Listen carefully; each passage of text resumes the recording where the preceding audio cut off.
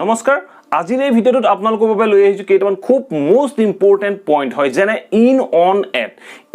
On at আমি code ব্যৱহাৰ কৰিম কেনে ধৰণে ব্যৱহাৰ কৰিম কোনবোৰ সিচুৱেচনত ব্যৱহাৰ কৰিম এই সকলোখিনি কম আজিৰ এই ভিডিঅ'টোত গতিকে আপোনালোকে যদি ইন অন এটৰ সকলোখিনি ইউজৰ বিষয়ে জানিব বিচাৰে তেতিয়াহ'লে এই ভিডিঅ'টো স্কিপ নকৰাকৈ শেষলৈকে চাই থাকক আপোনালোকে যদি এই ভিডিঅ'টো স্কিপ নকৰাকৈ শেষলৈকে চাই আপোনালোকে ডেফিনেটলি ইন অন এটৰ প্ৰত্যেকটো ইউজৰ বিষয়ে এই ভিডিঅ'টোৰ জৰিয়তে জানিব পাৰিব আৰু এইখিনিতে আপোনালোকক এটা কথা জনাই লওঁ আপোনালোকে যদি মোৰ ওচৰত অনলাইন স্পোকেন ইংলিছ শিকিব বিচাৰিছে বা অনলাইন ইংলিছ গ্ৰামাৰ শিকিব বিচাৰিছে তেতিয়াহ'লে এই ভিডিঅ'টোৰ ডেসক্ৰিপচন বক্সত এটা ফোন নম্বৰ পাব সেই ফোন নম্বৰটোত কন্টেক্ট কৰি বা হোৱাটছআপ কৰি আপোনালোকে ডিটেইলছখিনি ল'ব পাৰিব অতি কম মূল্যত মই এই কোৰ্সখিনি আপোনালোকক এভেইল কৰাবলৈ যত্ন কৰিছো বহুত বেছি দাম নহয় একেবাৰে নগণ্য এটা মাসুল সেই মাসুলটোৰ বিনিময়ত আপোনালোকে স্পোকেন ইংলিছৰ ক্লাছ ল'ব পাৰিব বা আপোনালোকে যদি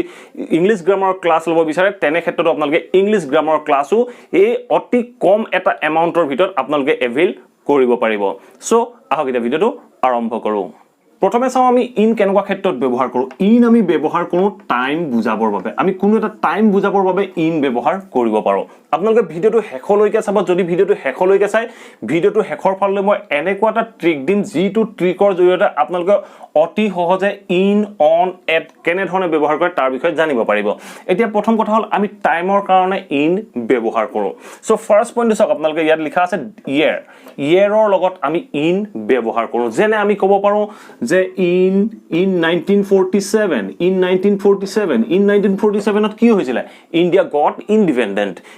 got independent in 1947 in 1947 to India স্বাধীনতা পাইছিল সো আমি ক'ব পাৰো যে মোৰ 1987 ত মোৰ জন্ম হৈছিল তেনে ক্ষেত্ৰত আমি কম যে I was born in 1987 আমি এনে ধৰণে বাক্যখিনি ক'ব পাৰো সো এই যেটো সময় আমি ইয়াৰৰ কথা কলো এই ইয়াৰৰ আগত আমি ইন প্ৰিপজিশন ব্যৱহাৰ কৰো আপোনালোকে হয়তো এটা নিশ্চয় বুজি পালে আমি যিবিলাক সনৰ কথা কলো এই সন বিলাকৰ আগত আমি ইন ব্যৱহাৰ কৰো নেক্সট পইণ্টটো চাওক নেক্সট পইণ্টটো 2 নম্বৰটো কি কৈছে এই 2 নম্বৰটোৱে কৈছে যে যিখিনি আমি মন্থ যিখিনি মাহৰ নামৰ আগত আমি ইন ব্যৱহাৰ কৰো যেনে আমি ক'ব পাৰো যে ইন জানুৱাৰী আমি ক'ব পাৰো ইন জানুৱাৰী মাহত সো মাহৰ আগত আমি ইন ব্যৱহাৰ কৰো এইটো ইন আমি জানুৱাৰী মাহৰ আগত ব্যৱহাৰ কৰিলো যেনে আমি ক'ব পাৰো যে মই জানুৱাৰীত জন্ম হৈছিলো মই জানুৱাৰী মাহত জন্ম হৈছিলো তেনে ক্ষেত্ৰত আমি ক'ম যে I was born in January I was born in January আপোনালোকে হ্যান্ড ৰাইটিংৰ ওপৰত না যাব যেটো টপিক হয় সেই টপিকটোৰ ওপৰত যাব ইন জানুৱাৰী আমি মাহৰ আগত সদায় আমি ইন লিখিব লাগিব আপোনালোকে পইণ্ট কেটা মনত ৰাখি লব প্ৰথম পইণ্টটো হল আমি সনৰ আগত আমি ইন লিখো সেকেন্ড পইণ্টটো হল আমি মাহৰ আগত ইন লিখো নেক্সট আমি ইন ব্যৱহাৰ কৰো নো স্পেসিফিক টাইম যেটা টাইমটো কোনো নিৰ্দিষ্ট নহয় তেনেকুৱা ক্ষেত্ৰত আমি ইন ব্যৱহাৰ কৰো নো স্পেসিফিক টাইম কোনো টাইমটো নিৰ্দিষ্টকৈ উল্লেখ কৰা নাই তেনে ক্ষেত্ৰত আমি ইন ব্যৱহাৰ কৰো যেনে আমি ক'ব পাৰো যে মোৰ লৰালি কালত আমি কম ইন মাই চাইল্ডহুড মোৰ লৰালি কালত সৰি মই মাইটো নিলিখিলো ইন মাই চাইল্ডহুড আমি এনে ধৰণে ইন ব্যৱহাৰ কৰিব পাৰো ইন মাই চাইল্ডহুড তেনে আমি ক'ব পাৰো ইন 2 hour 2 ঘণ্টাত যেনে আমি ক'ব পাৰো যে he will reach there in 2 hour 2 ঘণ্টাত পাবগে আমি কোনো টাইমৰ কথা উল্লেখ কৰা নাই যেতিয়া আমি ইনটোৱে বুজাম ইনটোৱে সদায় ডাঙৰ গোটেই বস্তুখিনি সামৰি লৈ বুজাব লাগিব ইনটোৱে সদায় মনত ৰাখিব ফাৰ্স্ট পইণ্ট আপোনালোকে পইণ্ট কেটা মনত ৰাখি লব ইনে সদায় গোটেই বস্তুখিনি সামৰি লৈ বুজায় ইনে যেতিয়া গোটেই বস্তুখিনি সামৰি লৈ বুজাব তেনে ক্ষেত্ৰত আমি কলো ইন 2 hour 2 ঘণ্টাৰ সময়টো গোটেইখিনি সামৰি লৈ বুজালে he will reach there in 2 hour he will come here in 1 hour আমি কোনো নিৰ্দিষ্ট টাইমৰ কথা নকলো 1 ঘণ্টাৰ ভিতৰত পাবহি আৰু কোন সময়ত পাবহি আমি কোনো নিৰ্দিষ্টকৈ কোৱা নাই তেনে ক্ষেত্ৰত আমি ইন ব্যৱহাৰ কৰিম সো এই পইণ্টটো আপোনালোকৰ হয়তো নিশ্চয় ক্লিয়াৰ হ'ল নেক্সট পইণ্টটো আহিলে আমি বিগ সিটিৰ আগত আমি ইন ব্যৱহাৰ কৰো যেনে গুৱাহাটী এখন বিগ সিটি হয় সো আমি ক'ব পাৰো ইন গুৱাহাটী সো এটা চাওক ইন গুৱাহাটী আমি লিখি দিলো এটা চাওক ইন গুৱাহাটী আমি কেনে ধৰণে ব্যৱহাৰ কৰিম he lives in Guwahati he lives in Guwahati বা আমি ক'ব পাৰোঁ he has been living in Guwahati he has been living in Guwahati he গুৱাহাটীত থাকে বুলি কওঁতে আমি কেনে ধৰণে ক'লো he has been living in Guwahati আমি যিকোনো ডাঙৰ চহৰ ইন আমি ক'ব পাৰোঁ যে মুম্বাই in Mumbai. Next, আমি ক'ব পাৰোঁ in Delhi, in Mumbai, in Delhi. These are the big cities of India. In Mumbai, Delhi are the big city of India. So, আমি ক'লো যে সেইকাৰণে আমি ইউজ কৰিলো in Delhi. ডাঙৰ city, গুৱাহাটীও এখন ডাঙৰ city. So, আমি ক'লো in গুৱাহাটী. এনে ধৰণে আমি ডাঙৰ চিটিৰ কাৰণে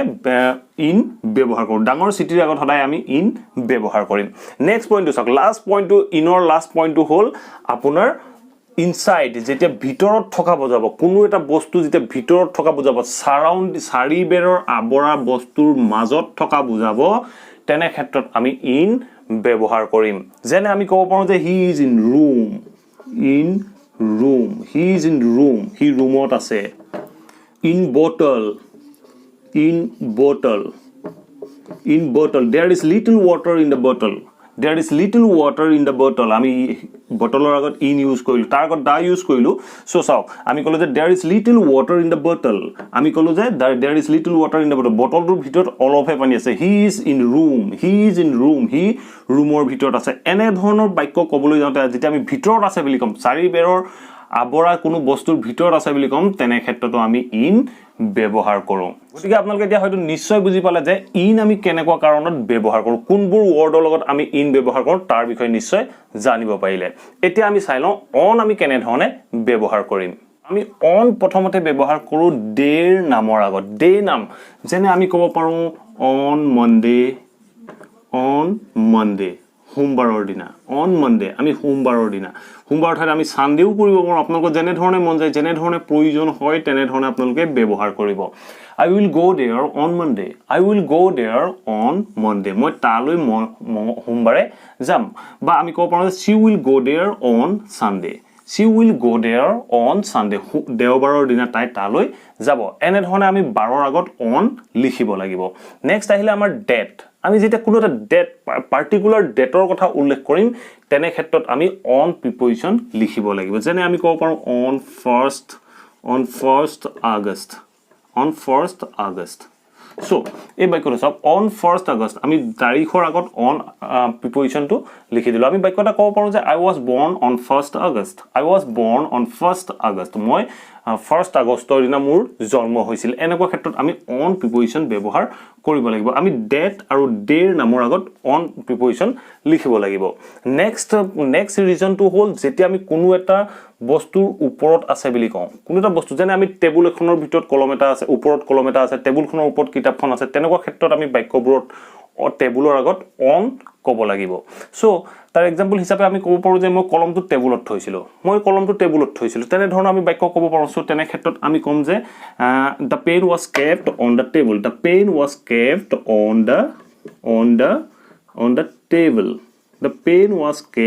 the table কলমটো টেবুলৰ ওপৰত থোৱা হৈছিল তেনে ক্ষেত্ৰত আমি বাক্যটো ক'লো the pen was kept on the table টেবুলৰ ওপৰত আছে সো আমি ক'ব পাৰোঁ on the tower he was standing on the tower টাৱাৰৰ ওপৰত উঠি হি থিয় হৈ আছিল তেনে ক্ষেত্ৰত আমি ক'লো he was standing on the tower হ'ব সো আমি ক'ম যে he was standing on the tower হি টাৱাৰত থিয় হৈ আছিল এনে ধৰণে আমি অন ওপৰত বুজাবৰ বাবে ব্যৱহাৰ কৰিব পাৰোঁ নেক্সট আমি অন ব্যৱহাৰ কৰোঁ যেতিয়া আমি কোনোটা ফ্লোৰ বুজাম ধৰক মোৰ ৰুমটো সেকেন্ড ফ্লোৰত আছে তেনে ক্ষেত্ৰত আমি ক'ম on second floor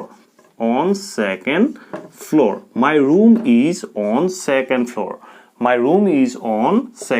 মোৰ ৰুমটো সেকেন্ড ফ্লোৰত আছে বা আমি ক'ব পাৰোঁ his room is on third floor তেতিয়া আমি এইটো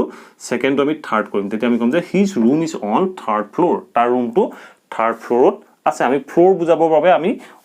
অন প্ৰিপজিশন ব্যৱহাৰ কৰিব লাগে নেক্সট পইণ্টটো হ'ল মিডিয়াম স্পেচ যেতিয়া আমি সৰু সুৰা কোনো এটা স্পেচৰ কথা কওঁ তেনেকুৱা ক্ষেত্ৰত আমি অন ব্যৱহাৰ কৰিব পাৰোঁ সো আমি ক'ব পাৰোঁ যে the shop is on the RGB road the shop is on the RGB road দোকানখন ক'ত আছে RGB roadত আছে সো তেনেকুৱা ক্ষেত্ৰত কলো আমি বাক্যটো কলো the soap is on the RGB road এনেকুৱা ধৰণৰ মিডিয়াম স্পেচৰ বাবেও আমি on ব্যৱহাৰ কৰো এতিয়া চাও আমি এট কেনে ধৰণে ব্যৱহাৰ কৰো আমি এট কেনেকুৱা ক্ষেত্ৰত আমি ব্যৱহাৰ কৰিব লাগিব যেতিয়া আমাৰ বাক্যটোত আমি এটা প্ৰপাৰ টাইমৰ কথা কম আমি কোনো এটা প্ৰপাৰ টাইমৰ কথা মেনশন কৰিম তেনে ক্ষেত্ৰত আমি এট ব্যৱহাৰ কৰিব লাগিব আমি কওঁ যে he get up in the morning he get up in the morning আমি in the morning এটা সময়ৰ কথা কলো ৰাতিপুৱা সময়ৰ কথা কলো আমি যদি স্পেসিফিক এটা টাইম উল্লেখ কৰি দিও তেনে ক্ষেত্ৰত আমি ক'ব লাগিব যে he gets up at আমি ক'ব লাগিব যে he gets up at 7 o'clock in the morning আমি এনে ধৰণে ক'ব লাগিব আমি যদি নিৰ্দিষ্ট টাইমটো উল্লেখ কৰি দিম তেনে ক্ষেত্ৰত আমি at উল্লেখ কৰিব লাগিব at লিখিব লাগিব আমি ক'লো যে he gets up at 7 o'clock in the morning he gets up at 7 o'clock in the morning হি মানে ৰাতিপুৱা 7 বজাত শুই উঠে তেনেকুৱা ক্ষেত্ৰত আমি স্পেসিফিক যেটা টাইমটোৰ কথা উল্লেখ কৰিলো তেনে ক্ষেত্ৰত আমি at ব্যৱহাৰ কৰিব লাগিব আপোনালোকে মনত ৰাখিব আৰু আপোনালোকক এটা কথা মই উল্লেখ কৰি নাহিলো আপোনালোকে এইখিনিতে আপোনালোকক দেখাইছে আপোনালোকে চাই লওক আমি in the morning কওঁ in morning by in the morning কওঁ মনত ৰাখি লব এই কথাটো মনত ৰাখি লব in the morning কওঁ বা in morning কওঁ বা আমি কওঁ in evening কওঁ in the morning বা in the evening কওঁ ঠিক আছে যেতিয়া আমি ৰাতিৰ কথা কওঁ ৰাতিৰ কথা দুপৰীয়াৰ কথা কলো নুনৰ কথা কলো তেনে ক্ষেত্ৰত আমি কেনে ধৰণে কম আমি ক'ব লাগিব at noon মনত ৰাখি লব আপোনালোকে এটো মুখস্থ কৰি ল'ব লাগিব মনতে ৰাখি ল'ব লাগিব সো আপোনালোকে এইটো মনত ৰাখিব পৰা কোনো নিৰ্দিষ্ট ৰুল নাই এটো নিয়মে হয় in morning in evening at noon আৰু ৰাতি বুজাবলৈ আমি ব্যৱহাৰ কৰো at night এই পইণ্টটো আপোনালোকে মনত ৰাখি ল'ব দুপৰীয়া আৰু ৰাতি বুজাবলৈ at ব্যৱহাৰ কৰিম ৰাতিপুৱা আৰু গধূলি বুজাবলৈ in ব্যৱহাৰ কৰো সো এই দুটা পইণ্ট আপোনালোকে মনত ৰাখি ল'ব in the morning in the evening at noon at night এনে ধৰণে আমি in আৰু at ব্যৱহাৰ কৰো সো ইয়াত মই উল্লেখ কৰিবলৈ পাহৰি গলো ইনৰ ঠাইত গতিকে মই ইয়াতে আপোনালোকক উল্লেখ কৰি দিছো এতিয়া আমি গম পালো যে আমি স্পেসিফিক যেটা কোনো এটা টাইমৰ কথা উল্লেখ কৰিম তেতিয়া হলে আমি at ব্যৱহাৰ কৰিব লাগিব যেনে আমি ক'ব at 7:15 at 10:15 at 10:30 এনে ধৰণে আপোনালোকে উল্লেখ কৰিব পাৰে এটা নেক্সট আমি at কোড ব্যৱহাৰ কৰিম যেতিয়া আমি বাক্যটোত কম যে কোনো এটা স্পেসিফিক লোকেশনৰ কথা উল্লেখ কৰিম স্পেসিফিক লোকেশন যেনে আমি ক'ব পাৰো যে মই জুত ৰখি আছো জুখন এখন সৰু স্থান যদিও আমি এটা নিৰ্দিষ্ট স্পেসিফিক লোকেশনৰ কথা কলো তেনে ক্ষেত্ৰত আমি কম যে at zoo I am at zoo মই জুত আছো I am at zoo আমি ক'ব পাৰো যে